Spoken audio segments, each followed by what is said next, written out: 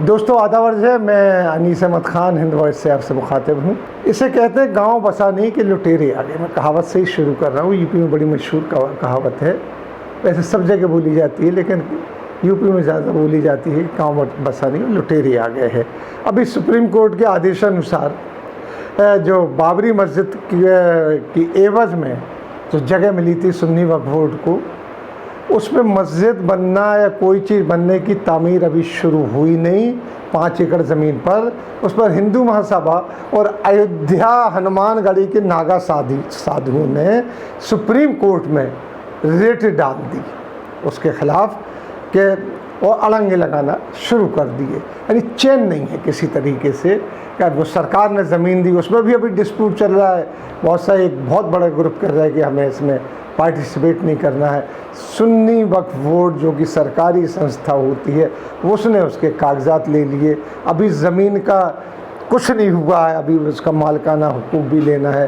फिर डिस्प्यूट होंगे, कई खेत हैं उसके आसपास लगे हुए, उन पर डिस्प्यूट हो गया। धान लगा हुआ उस पर डिस्प्यूट हो गया। यानी मतलब there is so many slip between cup and lip. लेकिन सुप्रीम कोर्ट में रिट डालना शुरू कर दी, वो भी आपके जो कहना चाहिए हिंदू महासभा के बारे में आपको बता दें कि ये समझ लीजिए फादर है आरएसएस की। और आरएसएस कई जगहों कई आरएसएस जो है बीजेपी और सारी चीज़ें विश्व हिंदू परिषद की हिंदू महासभा, ये हिंदू महासभा से ही निकली है, तो उसने रिट डाल दी।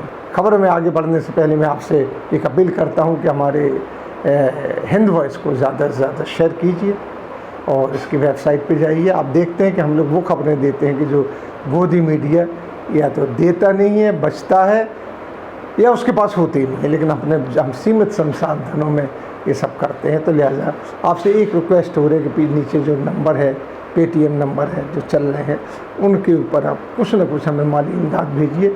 हम लोग सब लोग स्वतंत्र जीवी पत्रकार हैं और सीनियर लोग हैं, वो खबरें लाते हैं क्योंकि बड़ा मीडिया में जो चल रहा है उसको देखकर जो मीडिया देती नहीं है, जनहित में होती। क्योंकि पत्रकार का मामला ये है कि उसको खबर देना है, कैसी भी खबर छिपाना नहीं है और सरकार से सवाल देना है, सरकार को से सवाल करना है खबर देने के बाद। अब खबर में आगे बढ़ते हैं कि हिंदू महासभा और हनुमानगढ़ी के नागा साधुओं द्वारा रिट में जो मुद्दे उठाए गए हैं उनको देखकर लगता है कि मुद्दे खामोखा विवाद पैदा करने के लिए उठाए गए हैं। उसकी गरज से उठाए गए हैं कि एक विवाद पैदा किया जाए। क्योंकि रिट का पहला मुद्दा है कि जो कि सुन्नी वक्फ बोर्ड जिसके नाम से 5 एकड़ ज़मीन है अलाट की गई है, उसने एक ट्रस्ट बनाया है जिसके नाम उन्होंने इंडो इस्लामिक कल्चरल फाउंडेशन रखा है। वो अपने इस ट्रस्ट में केंद्रीय और राज्य सरकारी नुमाइंदों को शामिल करेगी, जैसा उसने कहा है, जो ट्रस्ट में आने वाली फॉरेन फंडिंग पर नज़र रखेंगे। आरोप लगाया गया कि मस्जिद निर्माण के लिए विदेशों से चंदा आना शुरू हो गया है जिसको कोई देखने वाला नहीं है। जबकि आपको पता होना चाहिए ट्रस्ट बना है, सरकारी संस्था है सुन्नी वक्फ बोर्ड, ये जो अलॉट की गई है जगह, इस ट्रस्ट को अलॉट की गई है। अब जो उसमें ट्रस्ट बनता है, ट्रस्ट का ऑडिट होता है, जो पैसा आता है बैंक के थ्रू आता है, ऐसे नहीं आ सकता है जिस तरीके से आरएसएस में पैसा आता है जिसके कोई हिसाब किताब नहीं होता है, या राम मंदिर के लिए जो पैसा आया है उसका अभी तक कोई ऑडिट नहीं हुआ, ना हिसाब किताब दिए गए। ऐसा नहीं हो सकता है। सुप्रीम कोर्ट में रिट दाखिल करने वालों में बाबरी मस्जिद राम जन्मभूमि विवाद में हिंदू महासभा के पक्षधर जो पैरवी करने वाले वकील हैं हरिशंकर जैन, शिशिर चतुर्वेदी, कृष्ण शुक्ला हैं, इन लोगों ने रिट दायर की है। सुन्नी वक्फ बोर्ड जो कहने को तो एक स्वतंत्र संस्था है, यानी इंडिपेंडेंट संस्था है, लेकिन ये राज्य सरकार के अंडर में आती है।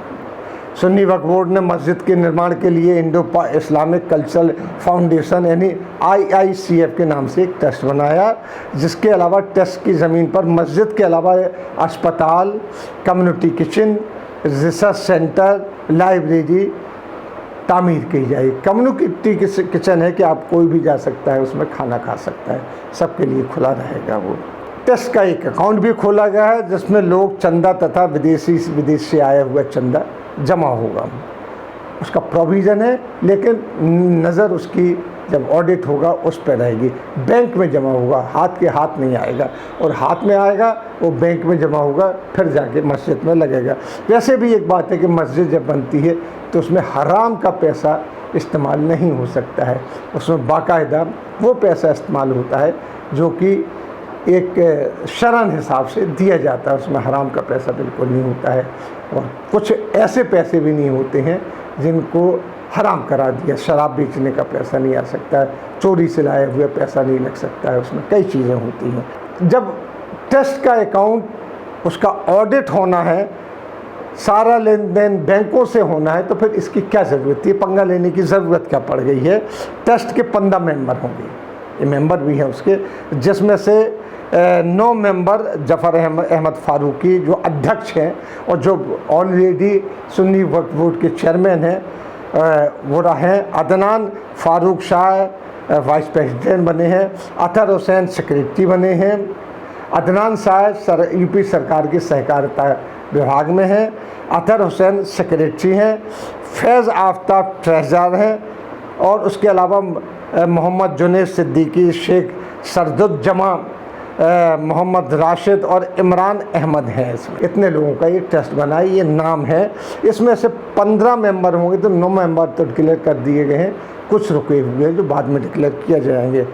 इसमें जो जफ़र अहमद फ़ारूकी अध्यक्ष हैं वो तो आपको पहले ही बता जाए वक्फ बोर्ड के चेयरमैन भी हैं और इस बोर्ड में भी हैं। ऐसे बोर्ड में अधिकतर मेंबर सरकारी ही होते हैं, लेकिन इसमें अभी तक ये पता नहीं चल रहा है कि मेंबर कहाँ से ढूंढ के लाए गए हैं। बिल्कुल ऐसे है जैसे कि भुस में से सुई ढूंढना है, जहाँ तक कहाँ से मेंबर आके बनाए गए हैं, जिनका कोई एक्टिव रोल मुस्लिम पॉलिटिक्स में नहीं रहा, मुस्लिम इंटेलेक्चुअल भी नहीं है, और वो लोग आए तो वैसे बांदा पूरे यूपी से ही लिए गए हैं, लेकिन उनका कोई अभी तक बायोडाटा नहीं आया है, ना वेबसाइट आई है, कुछ नहीं आया है इनका। फिर सुन्नी वक्फ बोर्ड के चेयरमैन मौजूदा ट्रस्ट के अध्यक्ष जफ़र अहमद फ़ारूकी हमेशा विवादों में रहे हैं। इन्होंने जब सुप्रीम कोर्ट में बाबरी मस्जिद का केस सुनवाई चल रही थी, जो जाके इस कोर्ट में कह दिया था कि हम सरेंडर करते हैं, हम मुकदमा ही नहीं लड़ेंगे। अब इससे ज़्यादा क्या प्रूफ होगा कि वो सरकारी आदमी है। तो उनके एक तो उस वहाँ से केस कमज़ोर हुआ था जो कि सुन्नी वक्फ बोर्ड हारी। उसके बाद उन्होंने अपनी जान का ख़तरा बताना शुरू कर दिया था, तो पुलिस प्रोटेक्शन ले लिया था। पुलिस प्रोटेक्शन यूपी में एक शान के लिए लिया जाता है, चाहे 2 पुलिस वाले इस तरफ, 2 पुलिस वाले इस तरफ, या एक गनर साथ चल रहा है, तो वो शान की बात समझी जाती है। हालांकि एक ज़माने में पंडित जवाहरलाल नेहरू के साथ भी प्रोटेक्शन नहीं चला करती थी। वो मेरे गाँव हरपालपुर आए थे और भीड़ में बिल्कुल ऐसे मिंगल हो गए थे जैसे कि जनता का आदमी हार पहन रहे थे, किसी को अपने बैंच से मार रहे थे प्यार में, और कहीं बच्चों को उठा के गोद में ले रहे थे। कोई पुलिस वाला उनको रोकने वाला नहीं था वहाँ पे, ना कोई आदमी उनके साथ था, और बढ़ते चले जा रहे थे वो भीड़ में। जो अब इस टेस्ट में चेयरमैन के अलावा या एक जो वाइस प्रेसिडेंट अदनान शाह जो सरकारी के सहकारिता विभाग से हैं, इनके अलावा किसी का बायोडाटा इन्होंने पब्लिश नहीं किया है, क्योंकि वेबसाइट ही नहीं बनी है। वैसे कहा जाता है कि सब लोग लीगल एक्सपर्ट और रिलीजियस आदमी हैं। लीगल एक्सपर्ट हो सकते हैं, समझ में आता कि लीगल एक्सपर्ट होंगे, लेकिन रिलीजियस कहीं से कहीं तक नहीं। वैसे खबर का लुबा भी है कि इस पर एतराज़ मुसलमानों को नहीं है, उन्होंने कोई रिट नहीं डाली, उन्होंने कोई केस नहीं डाला, लेकिन जो हिंदू महासभा के लोग हैं उन्होंने इस पर केस डाल दिया। उनको शक है कि फॉरेन फंडिंग आएगी, उस पर नज़र रखने के लिए बाहरी आदमी को रखना चाहिए। बाहरी आदमी कौन से का, विदेश से बुलाए जाए? यूपी के ही हैं इस सारे के, जो मैंने अभी तक 9 मेंबर गिनाए यूपी के हैं। बाहरी का मतलब क्या होता है? क्या नॉन मुस्लिम रखे जाएं? तो क्या आपने अपने ट्रस्टों में नॉन हिंदू रखे हैं जो आप ऐसी डिमांड कर रहे हैं? बस खामोखा एक विवाद उत्पन्न हो जाए, उसमें नागा साधु साथ आ जाए। जब मंदिर का जैसा विवाद हुआ था, वैसे जब मस्जिद का निर्माण शुरू हो तो वहाँ पे जाके हंगामे खड़े हों। ये है, किसी कल भी चैन नहीं है इन लोगों को, क्योंकि अब जब ये विवाद ख़त्म हो गया तो राम मंदिर मुद्दा ख़त्म हो गया, उसमें चलिए एक इलेक्शन लड़ दिया जाएगा, लेकिन अगले इलेक्शन किस बात पे लड़ेंगे वो लगता है कि अब एक मुद्दा उसमें आएगा जो सुन्नी वक्फ बोर्ड की ट्रस्ट की मस्जिद बनेगी। उसमें आएगा, उसमें फॉरेन फंडिंग का आएगा। कोई कह देगा दाऊद इब्राहिम का पैसा लगा हुआ है, कोई कह देगा अरब का पेट्रो डॉलर लगा हुआ है। इस किस्म की बातें उड़ेंगी, उस पर हंगामे हुए, एजिटेशन हुआ, अभी तक पैसा नहीं आया। इसी के साथ हम आपसे लेते हैं विदा, अगले में फिर हाजिर होंगे। तब तक के लिए दीजिए हमें इजाज़त।